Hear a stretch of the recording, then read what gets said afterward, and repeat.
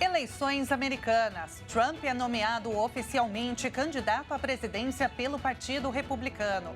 E você vai ver também. Itamaraty chama embaixador na Argentina para discutir relação com Javier Milei. Em primeira viagem de estado de um presidente italiano em 24 anos, Lula recebe Sérgio Mattarella para assinatura de acordos bilaterais. E ainda, Ministério da Saúde amplia a lista de remédios gratuitos disponíveis no Farmácia Popular. Essas e outras notícias você confere a partir de agora. Olá, muito bom dia. Seja bem-vindo a esta edição. Agora são 11 horas e 30 minutos e nós chegamos ao vivo para te manter muito bem informado com as notícias do Brasil e do mundo desta terça-feira, 16 de julho. Agora é oficial. O Partido Republicano confirmou nesta segunda-feira a candidatura do ex-presidente Donald Trump como candidato para enfrentar o presidente democrata Joe Biden nas eleições da Casa Branca em novembro. Trump escolheu seu companheiro de chapa, o senador J.D. Vance, de 39 anos, como vice. O ex-presidente conquistou a maioria dos delegados na Convenção Nacional do Partido, depois que seu filho Eric, representando a Flórida, o colocou na porta, sob aplausos no salão da convenção, declarando o republicano candidato para presidente dos Estados Unidos da América. Em nome de toda a nossa família e em nome dos 125 delegados no inacreditável estado da Flórida, nomeamos cada um deles para o maior presidente que já existiu. E esse é Donald J. Trump. Após meses de especulações, o ex-presidente dos Estados Unidos, Donald Trump, anunciou nesta segunda-feira J.D. Vance como sua escolha para vice-presidente nas eleições presidenciais de novembro. Senador por Ohio, o republicano não foi um apoiador de primeira ordem de Trump, mas modulou seu discurso nos últimos 2 anos em sintonia com as crenças do magnata. Donald Trump enfrenta em 5 de novembro o atual presidente democrata Joe Biden. O ex-presidente recebe a indicação menos de 2 dias após ter sobrevivido a uma tentativa de assassinato em um comício na Pensilvânia. Conforme o previsto, mais de metade dos cerca de 2.400 delegados escolheram Trump para concorrer à Casa Branca. Pouco mais cedo, o republicano, seguindo a indicação do ex-presidente, tinha anunciado em uma rede social o senador por Ohio J.D. Vance, seu companheiro de chapa nas eleições presidenciais. Prometo a todos os meus amigos que estarão na Câmara do Estado e a todos que estarão na capital do Estado. Precisamos de uma liderança melhor em Washington, D.C. É exatamente por isso que prometo lutar todos os dias. Aos 39 anos, Vance tem fama de bom arrecadador de recursos, um fator importante em um país onde as vitórias políticas são obtidas ao custo de bilhões de dólares. Vance é um defensor fervoroso e vocal do ex-presidente. Foi mais longe do que muitos de seus aliados, atribuindo diretamente o tiroteio à retórica do presidente Biden e de sua campanha, mesmo quando Trump e sua campanha pediram união. Vance é um capitalista de risco do Vale do Silício que ficou mais conhecido por escrever o livro de memórias Hillbilly Elegy, adaptado para os cinemas em 2020. Vance não se esqueceu disso e rapidamente se tornou um dos principais defensores do ex-presidente nos corredores do Congresso e na televisão, segundo as orientações de Trump. Com Vance, Trump escolheu um ideólogo ambicioso que gosta dos holofotes e já demonstrou que pode energizar os doadores em nome do candidato presumido um fator importante em um país onde as vitórias políticas são obtidas ao custo de bilhões de dólares. E o presidente Lula disse que o atentado contra Trump empobrece a democracia. Mesmo assim, no Palácio do Planalto, a maior preocupação é que um tiro de raspão fortaleça a direita nos Estados Unidos. A equipe econômica do governo federal espera impactos limitados do atentado contra o ex-presidente americano Donald Trump sobre o mercado financeiro, enquanto especialistas acreditam em possibilidade de alta do dólar e dos juros. Na sexta-feira, um dia antes do atentado, integrantes da equipe econômica comemoravam o fato de o principal índice de inflação ao consumidor dos Estados Unidos, o CPI, ter ficado em junho abaixo do projetado. O indicador recuou 0,1% em relação a maio, contra a expectativa de alta de 0,1%. O ministro da Fazenda, Fernando Haddad, destaca com frequência o impacto positivo que o início do ciclo do corte de juros pelo Banco Central americano teria sobre a economia no Brasil. Então, no momento em que há o atentado contra o Trump, você acaba tendo uma incerteza muito grande sobre o que vai acontecer em seguida e a aversão a risco daqueles investidores institucionais se eleva e eles buscam tornar a sua carteira menos arriscada, fazendo o quê? Tirando investimentos de lugares onde o risco é grande, como o Brasil, e voltando para investimentos seguros nos Estados Unidos, na Europa, na China, no Japão, de forma que nesse momento de turbulência, né, causada, dentre outros fatores, por esse atentado contra o Trump, a sua carteira esteja em níveis de risco adequados. Já aqui no Palácio do Planalto, a preocupação é de que o atentado contra Trump reforce o discurso de que há perseguição contra a direita no mundo e fortaleça o ex-presidente Jair Bolsonaro, atacado com uma facada na campanha presidencial de 2018. Ao mesmo tempo, o atentado contra o americano ocorre em momento em que Bolsonaro sofre reveses no judiciário. Foi indiciado no inquérito que trata de joias recebidas pelo governo brasileiro e viu aliados serem alvos de operação da PF na última semana sobre espionagem clandestina na Agência Brasileira de Inteligência, a ABIN. Não apenas o Trump, mas o próprio Milei, a ascensão da direita na América do Sul, vai facilitar, né, os planos do pós-Bolsonaro da centro-direita em 2026. Então, as eleições americanas, elas têm uma influência direta com as eleições brasileiras, tanto que os estudos da ciência política são muito baseados em política comparada com a democracia nos Estados Unidos. A base do governo no Congresso, principalmente no Senado, também pretende usar o episódio como argumento a favor de incluir as armas e munições na lista de produtos submetidos ao imposto seletivo, mecanismo que impõe taxação mais alta em itens nocivos à saúde ou ao meio ambiente para desestimular o consumo. O imposto seletivo, ou imposto do pecado, é um dos temas da regulamentação da reforma tributária que a Câmara aprovou na última semana e o Senado deve analisar a partir de agosto. A direita conseguiu o apoio do centro na Câmara dos Deputados e retirou as armas e munições da lista do imposto seletivo. Com isso, os itens permanecem sujeitos apenas à alíquota geral, que deve ter um teto de 26,5%. E veja a seguir, Ministério da Saúde amplia a lista de remédios gratuitos disponíveis no Farmácia Popular. Todos os detalhes daqui a pouco, não saia daí.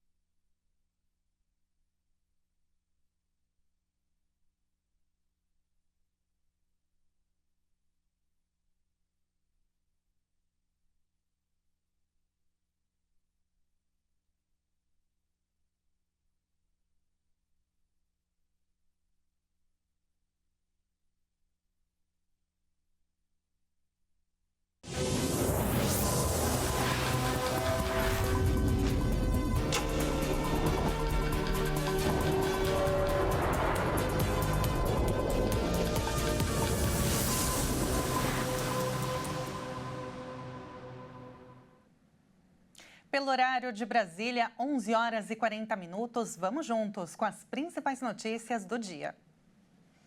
E continuam os momentos de tensão entre a Argentina e o Brasil. A gente vai ver uma reportagem sobre o Itamaraty, que convocou o embaixador da Argentina em Brasília. Vamos acompanhar. As relações de Lula com o colega argentino Javier Milei têm sido tensas desde que o ultraliberal convidou para sua posse o ex-presidente Jair Bolsonaro. Com o passar dos meses, a distância entre os dois presidentes das principais economias da América do Sul aumentou.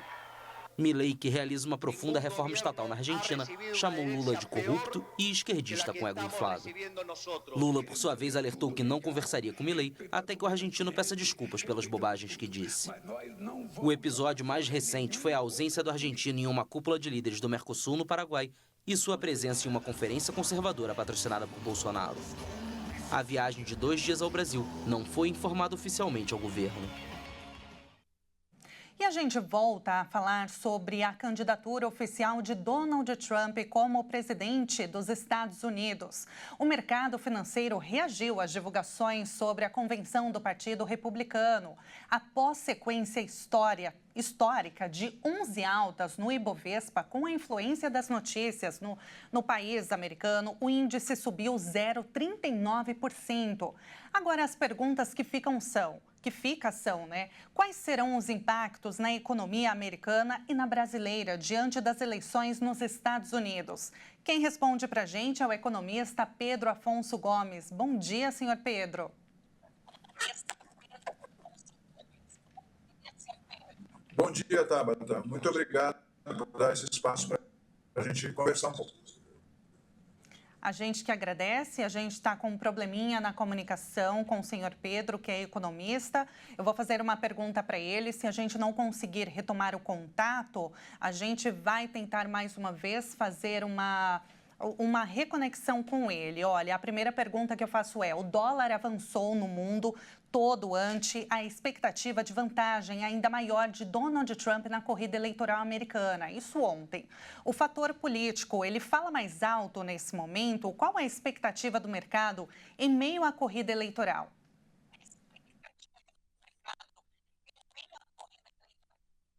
Na verdade, o fator político, ele influencia. Ele não é o único que influenciou a alta do dólar. Já há cerca de 2 meses, o dólar norte-americano vem crescendo de cotação em relação às moedas locais no mundo todo. Um dos motivos é porque os Estados Unidos estão longe dos dois conflitos territoriais. Não longe com a sua participação, porque os Estados Unidos sempre participam, mas longe fisicamente.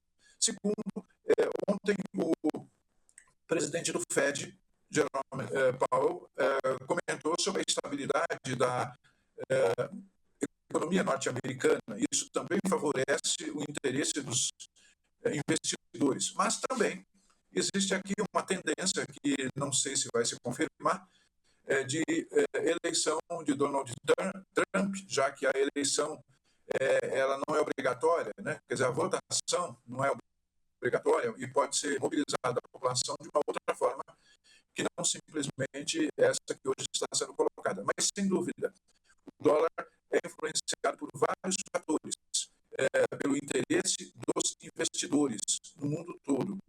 E isso, o fator político também ajuda. O áudio do senhor está com um probleminha, mas deu para entender bem o que o senhor disse. Agora, a próxima pergunta que eu te faço é: se Trump ele for eleito, como que isso pode impactar na economia do Brasil? Na verdade, qualquer dos presidentes que for eleito, qualquer um dos candidatos que for eleito presidente dos Estados Unidos, vai seguir mais ou menos o mesmo patamar que é seguido pela economia e pela política norte-americana há pelo menos 2 séculos. Mas Trump tende a ser mais protecionista, ou seja, dá menos chance de que empresas estrangeiras entrem nos Estados Unidos e também pessoas que fora dos Estados Unidos transacionem e ganhem dinheiro em cima da economia norte-americana. Isso, de alguma forma, também vai fechar a porta para os Estados Unidos em alguns países. Acredito eu que, se Trump for eleito efetivamente, o Brasil vai ganhar, como a América Latina, de um modo geral, os países do terceiro mundo acabam ganhando, porque ganham mercados que antes os Estados Unidos ocupavam. A diferença é que normalmente perde uma parte da economia norte-americana. Mas hoje a economia norte-americana não é tão importante assim, embora seja significativa, quanto algumas outras economias. Então, para o Brasil, tem esses dois lados. A continuidade na economia norte-americana e, mais ainda, a entrada em mercados que hoje são dominados pelos Estados Unidos. É preciso agora a gente continuar acompanhando, né, todas as notícias, tudo que vai acontecer até novembro. Tem bastante tempo, muita coisa pode acontecer. Nós acabamos de conversar com Pedro Afonso Gomes, presidente do Conselho Regional de Economia de São Paulo. Muito obrigada, senhor Pedro. Muito obrigado a você, estou sempre à disposição da RIT. Um abraço. E agora a gente fala sobre a celebração aos 150 anos da imigração italiana. O presidente da Itália, Sergio Mattarella, está no Brasil para firmar acordos bilaterais e visitar o Rio Grande do Sul nas áreas atingidas. Essa é a primeira viagem de Estado de um presidente italiano em 24 anos. O presidente da Itália, Sergio Mattarella, realiza visita oficial ao Brasil entre 14 e 19 de julho. Trata-se da primeira viagem de Estado de um presidente italiano em 24 anos. Nesta segunda-feira, ele foi recebido por Luiz Inácio Lula da Silva no Palácio do Planalto, em Brasília. Os dois têm agendado discussões sobre o relacionamento bilateral e trocarão avaliações sobre temas das conjunturas regional e global, tais como os diálogos entre a presidência brasileira do G20 e a presidência italiana do G7. O encontro ainda vai abordar a Aliança Global contra a Fome e a Pobreza e a reforma das instituições de governança mundial. O presidente Mattarella também visitará as cidades de São Paulo, Rio de Janeiro, Salvador e o estado do Rio Grande do Sul. Elevado à condição de parceria estratégica em 2007, o relacionamento com a Itália é tradicional e possui amplo lastro em afinidades e interesses. Hoje há mais de 35 milhões de descendentes de italianos no Brasil e mais de 100 mil brasileiros na Itália. A visita ocorre no contexto das comemorações do aniversário de 150 anos da imigração italiana no Brasil. A Itália é uma das principais origens de investimento direto da União Europeia no país. Atuam no Brasil mais de 1.000 empresas italianas, geradoras de cerca de 150 mil empregos. E agora a gente fala de saúde. 55 milhões de brasileiros beneficiários do Bolsa Família têm acesso ao programa Farmácia Popular, que disponibiliza medicamentos de graça. Olha só, tem uma novidade. Agora a lista ficou maior, com 39 remédios. O Ministério da Saúde tornou gratuita a retirada de mais 10 medicamentos no programa Farmácia Popular. São remédios para tratamento de doenças de Parkinson, colesterol alto, glaucoma e rinite. Mariane é farmacêutica e aprova a novidade. Quando a gente fala disponibilizou medicamentos gratuitos, a gente, como farmacêutica, fica muito feliz, porque isso é uma oportunidade da população dar continuidade a um tratamento que muitas vezes encarece, né, na questão financeira, às vezes da família. Os medicamentos que se tornaram gratuitos já estavam no programa, mas os usuários tinham que pagar uma porcentagem. O governo federal pagava uma parcela e a população, né, arcava com o restante do custo do tratamento. Pacientes que precisam do medicamento têm que ir a um estabelecimento credenciado. São farmácias e drogarias que apresentam esse selo. Também é necessário um documento com foto e o número do CPF. E também a receita dentro do prazo de validade emitida por médico do SUS ou particular. A farmacêutica vê a gratuidade das novas medicações como um avanço. A profissional atende diariamente pacientes que enfrentam dificuldades financeiras para o tratamento de doenças. Essa facilidade de estar disponibilizando de forma gratuita o medicamento para a população, né, vai facilitar a adesão ao tratamento. Então agora o paciente ele não vai ter, né, que se preocupar em arcar financeiramente para dar continuidade a esse tratamento, pois esses medicamentos estão disponibilizados de forma gratuita. E tem uma boa notícia: o Brasil não faz mais parte da lista dos 20 países que menos vacinam as crianças contra vários tipos de doença. As metas ainda não foram alcançadas, mas a situação melhorou. Os dados são da Unicef, Fundo das Nações Unidas para a Infância, e da OMS, Organização Mundial da Saúde, e apontam que em todo o mundo 2,7 milhões de crianças continuam sem vacinação ou estão com a imunização abaixo do preconizado. As estimativas globais de vacinação calculadas anualmente pelas entidades, com dados justamente em 185 países, mostram que a cobertura do imunizante DTP, tétano e coqueluche, que protege contra infecções bacterianas na infância, estagnou em 84%, equivalente a 108 milhões de crianças, isso no ano passado. Por outro lado, o número de crianças que não receberam nenhuma dose da vacina aumentou de quase 14 milhões em 2022 para 14 milhões e meio no ano passado. Dados alarmantes para a proteção da saúde dos menores, viu? Outras 6,5 milhões de crianças no mundo receberam a primeira, mas não foram imunizadas com a terceira dose, o que também é necessário para atingir a proteção completa. A gente lembra que a vacina DTP é considerada, então, modelo para a imunização, né, infantil, isto é, quando, então, as suas taxas estão baixas, também estão ali para as demais vacinas infantis. Essas estimativas globais indicam, então, que houve um aumento no número de crianças sem nenhuma dose ou com doses em atraso. O Brasil reverteu aí a tendência de queda e aumentou a cobertura vacinal. Por exemplo, o número de crianças de 0 a 12 anos caiu de quase 700 mil em 2021 para 103 mil no último ano, quando aquelas que não foram imunizadas com a terceira dose caíram ali para 846 mil para 257 mil no mesmo período. Isso fez com que o país saísse da lista dos 20 países com mais crianças não imunizadas no mundo. No relatório anterior, para a gente ter uma ideia, divulgado em abril do ano passado, 48 milhões de crianças não haviam recebido nenhuma dose preconizada da vacina DTP de 2019 a 2021. No caso do Brasil, o período da pandemia deixou pouco mais de 1 milhão de crianças ali sem vacinação e outras 2,4 milhões com atraso vacinal.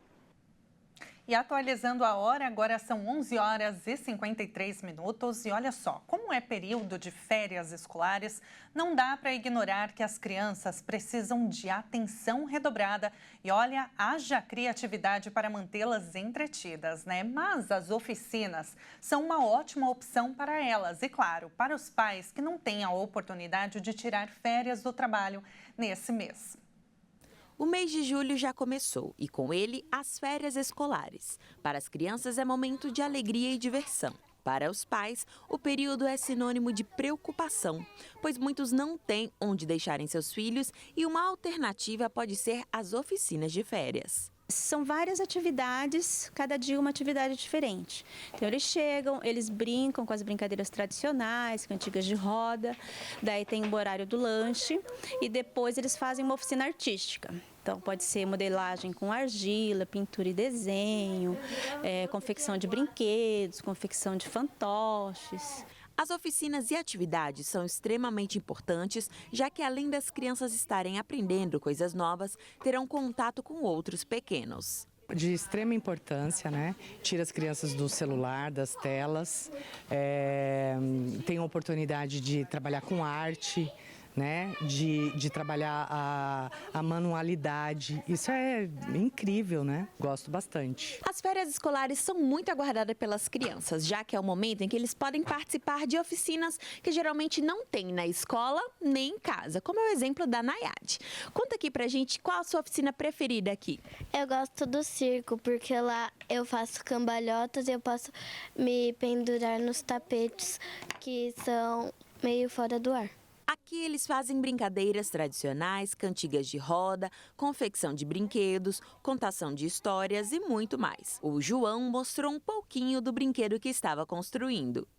Esse aqui foi feito com um jornal e aí a gente colocou isso e aí dá pra fazer. Aí a bolinha tem que acertar aí dentro. Sim. Mostra aqui pra gente como que é, João. É difícil, eu tenho que fazer, tem que tentar enfiar aqui dentro. Ah, mas também tem atividades gratuitas. O Horto Florestal está com vagas abertas para o Férias na Biblioteca, que também terá contação de histórias, oficinas sensoriais, slime e muito mais. Dos dias 23 a 26 de julho, das 8 às 11h30. Muito bacana, né? E agora a gente vai conhecer um pedacinho de Roma na Itália. Vem comigo. Com sua famosa escadaria, a Piazza di Spagna é uma das praças mais famosas de Roma. No centro da praça está a famosa Fontana della Barcaccia, dos primeiros anos do Barroco, esculpida por Pedro Bernini e seu filho, o célebre Gian Lorenzo Bernini. Do lado direito da escadaria está a antiga casa do poeta inglês John Keats, que viveu e morreu no local em 1821. Hoje o local é um museu dedicado à sua memória, repleta de livros e lembranças do romantismo inglês. E agora a gente vai para lá com a ajuda da tecnologia. Saindo aqui da capital de São Paulo, vamos direto para a Praça Piazza di Spagna, a praça mais famosa de Roma, a capital da Itália. Com a vista para uma das praças mais famosas de Roma, ruas centenárias se ramificam da praça, permitindo um fácil acesso à Via Condotti, que é famosa por ter marcas de luxo italianas e internacionais mais famosas e caras do mundo. A região é cheia de prédios do século XVIII, um verdadeiro patrimônio histórico e cultural.